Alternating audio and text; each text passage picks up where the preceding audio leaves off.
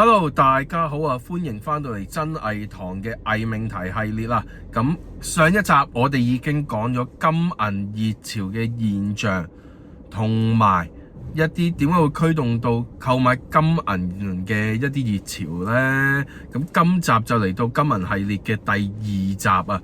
咁今次就會想講下關於金銀嘅傳聞、風險以及係信任崩壞。咁呢一集呢，其實我比較會想同大家講多少少嘅，可能就會係喺一個國家級嘅信任崩壞嘅情況上面。咁講下最近喺中國大陸呢，佢嘅金銀市場上面啊，流傳出嚟有一啲傳聞係話中國大陸有賣金同銀嘅假貨。咁如果係真嘅話，對於一個社會同埋經濟上面會有啲咩影響呢？咁開始之前記得啊！訂閱同埋撳個鈴鈴，咁你先至知道我下一集又會想講咩噶嘛。咁事不宜遲，即刻開始今集嘅內容啦。咁啊喺上一集嘅時候呢，其實我哋就已經講咗俾大家聽，喂，金銀嘅購買熱潮爆發咗咯。咁2026年頭，金價衝破到去5200蚊美金一盎司，銀價去到121蚊一盎司。雖然有些少回落去到88蚊，咁但係依然因為供應嘅短缺啦，以及係地緣政治嘅緊張嘅局勢啦，都係推高咗個需求嘅。咁喺熱潮嘅背後啊，仲傳出咗一啲傳聞係講緊假金假銀嘅泛濫，甚至乎連正規嘅銀行都牽涉咗喺入面。咁唔知大家有冇留意到最近咧喺 Facebook 度咧係有啲 post 係講緊金同銀係出現假貨。咁我就留意到啦，連除咗 Facebook 之外，仲有 YouTube 都有講嘅。咁但係我個 source 已經揾唔翻啦。嗰陣時睇完之後，瞬間消失咗，連 record 都留唔到，唔知點解咁啊！所以今次又冇 source，所以大家留意清楚，今集嘅內容呢，全部都係一啲傳聞嚟嘅。咁所以大家記得留意清楚呢一度啊。咁頭先我講嘅嗰啲 post 啊，嗰啲 YouTube 嘅片段啊，其實係有講到深圳嘅水貝市場啊。咁水貝市場係咩地方嚟嘅呢？水貝市場其實係中國大陸嘅一個最大金色嘅批發樞紐啊。而家講緊喺呢個水貝市場入面呢，係流入咗60噸嘅假嘅銀條啊。咁呢啲假嘅銀條入面咧，係侵襲咗一啲鐵啦、鉛啦，或者係銅喎。佢只係喺外面鍍咗一層好薄嘅999純銀嘅啫。咁喺呢啲 post 上面仲講到話，仲講咗話咧，其實好多人咧喺建設銀行、中國建設銀行啊，度投資買咗啲金條。咁經過一啲加熱嘅測試之後咧，就爆開咗啦。咁證明咗呢啲銀條都係假貨。咁呢啲片段仲諷刺銀行嘅宣傳單張，就話咧，買咗呢啲之後，記住千祈唔好開封，唔好掂，否則價值係會歸零嘅。咁好老實講，喂，銀條金條你唔掂，即係你掂咗啦，咁就會價值歸零。咁啊，啲人唔使特登真係投資喺呢啲度啦，係咪先？所以依家就因為一開就知係假，所以啲人就係諷刺咁話，喂，我開咗就知道係假咯，一加熱就爆咗喎。咁所以就叫你千祈唔好咁樣做啦。咁仲有另外一個 YouTube 嘅片段就講緊央行發行嘅一啲北京奧運嘅紀念銀幣啊，個標係標住 AG999嘅，咁但係其實原來入面都係一啲銅芯嘅假貨。咁所以估計全國仲有100萬枚呢一啲嘅紀念銀幣。咁呢啲傳聞呢，其實喺社交媒體都有傳得幾火熱嘅。我相信大家去上網去搜尋嘅話，依然係會揾得到，但係我就唔再刻意去揾啦。不過呢一度再一次講一講嘅就係以上所講嘅嘢都係一啲傳聞嚟嘅，咁屬真屬假，大家自己去判斷。咁到底呢啲事情係咪真嘅呢？咁不如我係咁意都講下啦。咁因為其實如果呢啲傳聞係真嘅話，影響都幾大嘅。咁但係如果係假嘅，咁啊梗係最好啦，大家相安無事，係咪？咁首先我哋要知道傳聞係咪真嘅呢？咁我哋首先就要去睇好多唔同嘅資料啦。咁樣而呢一啲資料呢，分別係遍佈喺邊啲地方呢？ Facebook 啦、YouTube 啦，或者係 Reddit 都有啊，估都估唔到。有啲人就話呢啲其實都係反中共嘅偏見嚟嘅。咁因為個數字上面喺60噸喎，講緊喺60噸喎，大佬係咪誇大咗呢？咁呢方面就唔知啦嚇。但係如果真係流入咗60噸嘅話，其實係相當之大嘅一個數字，係誇張得好緊要。咁所以嚟講，你話流入60噸嘅話咧，咁呢一度係好值得我哋去斟酌嘅。咁然之後，建設銀行咧係冇官方承認到佢哋有賣到假貨㗎。咁好，你點會去承認呢？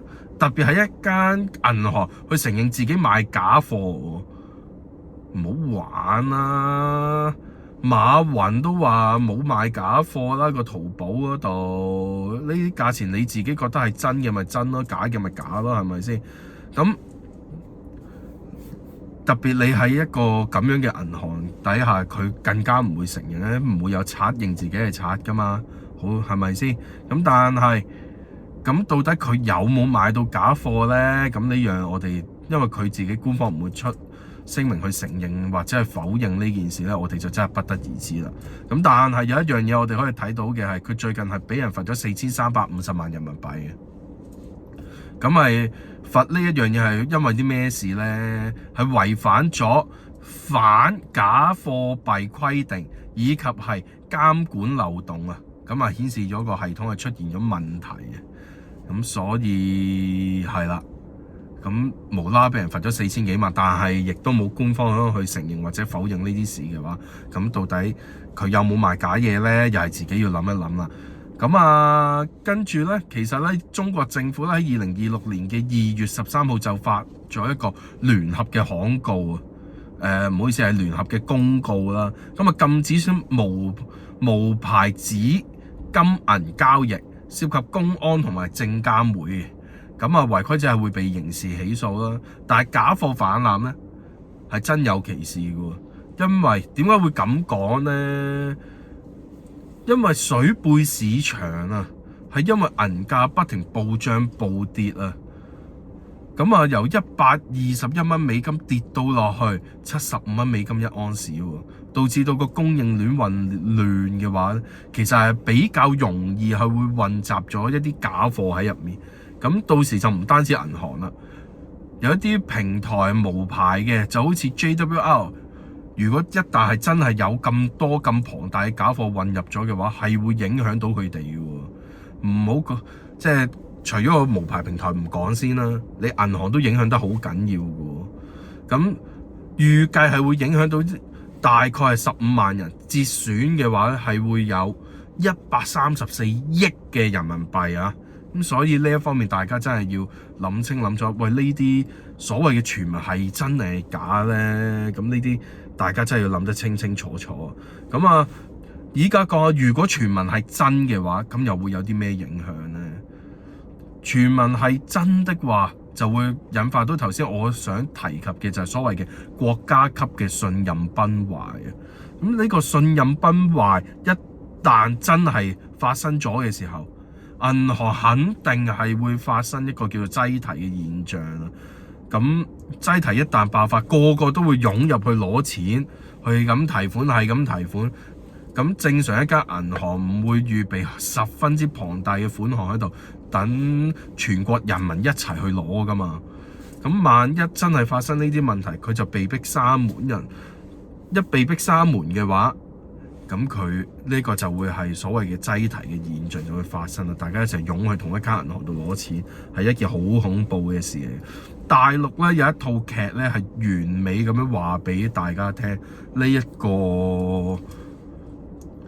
個現象係會點樣啊？就係嗰套好似叫《那年花開月正圓》啦，又或者我哋睇下一套好舊嘅港產片係由呂良偉飾演嘅，咁就係講佢做一個陸月笙啊，係啊，咁但係套嘢係叫咩名我唔記得，咁係呂良偉去飾演陸月笙嘅。仲有近期啲啦，再咁啊，巾幗梟雄啦 ，TVB 拍過一套啦，阿九姑娘就即係阿鄧萃雯飾演嗰個九姑娘，就曾經去令到呢個永業銀行發生擠提啊嘛，呢個係電視劇嘅劇情啦。咁呢啲大家都可以睇到嘅就係，如果一旦發生擠提嘅時候，個現象會係點樣？會唔會好恐怖啊？呢啲嘢全部可以喺呢啲電影或者電視劇入面，你都可以 find out 到嘅。咁如果真係發生呢啲恐慌性嘅提款嘅時候，會導致到一個流動性嘅危機嘅。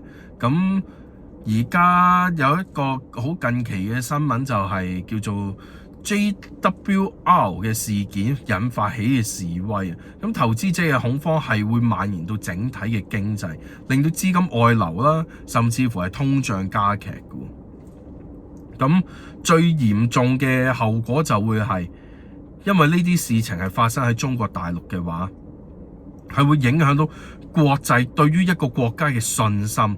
咁所以點解呢一個會係一個國家級嘅不信任崩壞呢？一旦發生咗，係真係可以好嚴重、好嚴重嘅。咁加上仲有走私嘅問題喎。咁假貨嘅來源咧，通常都係走私嘅銀條啦。咁中國嘅出口管制咧，亦都造成短缺。咁一旦造成短缺，呢啲地下嘅市場就會好活躍啦。估計走私量係會達到20%到30%嘅。咁詐騙嘅案例唔單止係喺大陸發生，甚至乎台灣都有。咁中國大陸我哋主要聚焦嘅係喺假嘅銀條度啊嘛，而台灣喺2年前係發生過假金嘅消息啊。咁2024年咧，台灣嘅警方係破獲咗假金案啊，騙取嘅利益係有1.19億新台幣。咁透過平台就好似佢哋嘅蝦皮咁樣去買呢啲假貨，咁而銀價崩盤亦都加劇咗假貨嘅發生啦。咁所以數據顯示啊，2026年嘅銀價跌咗7.8% 之後就反彈咗。咁但係亦都係因為工業需求啦。上一集講過嗰啲工業需求，譬如係我哋做電動車啦、電話啦，甚至乎 AI 啦、太陽能板都係有需要嘅。咁所以個赤字就會達到150%，咁所以係會令到啲假貨佢更加容易混埋一齊，咁到最後孰真孰假冇人知啦。咁啊，另外啦，第3樣嘢其實如果有其實都有人辯論過啦，咁一定有正反兩方㗎啦。一方就話系統性嘅監管漏洞大。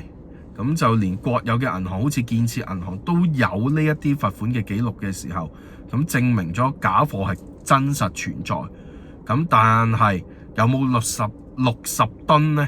咁就真係要大家再斟酌一下呢一個數字係咪真咯？咁但係個供應鏈已經係崩壞咗啦，因為你有假貨侵入咗啊嘛。咁所以呢一方面其實係好危險啦，已經。咁另一方面就會話，喂，其實呢啲都係個別嘅騙局嚟啫。咁政府其實都已經出手打擊呢啲無牌嘅平台㗎咯。銀行賣正品嘅機會咧係會比較高。你留意清楚，佢哋係講比較高啊，唔係話100% 係真啊。咁所以原來銀行都有機會賣假貨啊！你話死唔死？咁但係熱潮。而家呢一個咁嘅金銀購買嘅熱潮，亦都推高咗詐騙嘅風險。咁如果用數據嚟睇咧，銀價係暴漲250% 之後先崩盤嘅。咁亦都會加劇呢個假貨入市啦。咁庫存量係會跌咗75% 噶。咁所以大家真係留意清楚。咁金同銀未來係會變成點啊？咁其實總括而言啦，嚟到最後啦，咁呢一啲傳聞都反映咗金銀熱潮嘅另一面啊，就係假貨嘅風險同埋信任嘅崩壞，一旦處理唔好係會引發國家級嘅危機嘅。但係記住一樣嘢，呢一樣嘢一定要記得好清楚，同埋聽得好清楚嘅就係傳聞未經證實，冇任何官方嘅人出嚟去承認或者係去否認，咁所以大家一定要小心查證。咁下一集咧嘅偽命題咧，我哋就會講下金同銀到底係咪永遠都咁穩陣呢？我哋投資喺金同銀會有啲咩事發生呢？我哋下一集嘅內容主要係會講下歷史，其實喺金價嗰度係會有歷史嘅泡沫爆破嘅，咁甚至乎佢嘅波幅個波動性有幾多呢？咁所以記住啦，訂閱同埋撳個鈴鈴，每一次出新片你先知道嘅。咁仲有喎，記得 comment like share 啦。如果你有類似嘅經驗，或者你有睇過類似嘅相關傳聞嘅，記得喺下面留言區度留言，話俾我聽你嘅意見，同埋你有睇過啲咩嘢嘅傳聞，我都可以喺下面留言分享。我哋下集見，拜拜。